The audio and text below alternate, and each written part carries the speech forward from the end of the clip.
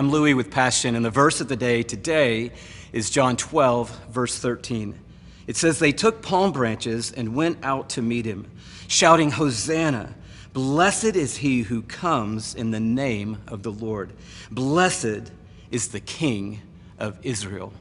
Now, obviously, the he in this story is Jesus, because we're celebrating Palm Sunday, the first day of the most important week in the history of the world, the day that Jesus entered into the city of Jerusalem, ultimately to give his life, to be buried in our tomb, to be raised from the dead by the power of God. And a great crowd had gathered on this day. It was the Passover festival, and Jews had come from all over the known world. Hundreds of thousands of people were in the city of Jerusalem, and they had heard about who's coming. This man who walks on water.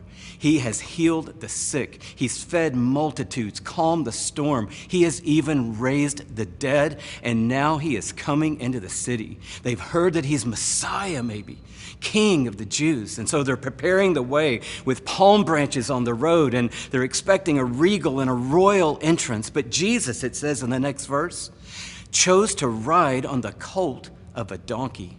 Now, I ask today, what king rides into town on a donkey? There was no grand stallion. There were no flanking guards. There was no trumpet sound. It was just Jesus riding in low, because he had come to be king.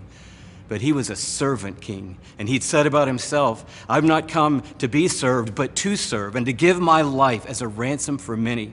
And Jesus knew this day that he was riding into Jerusalem not to be crowned, but to be crucified, to give his life for the sins of the world. He knew that he would be the final Passover lamb.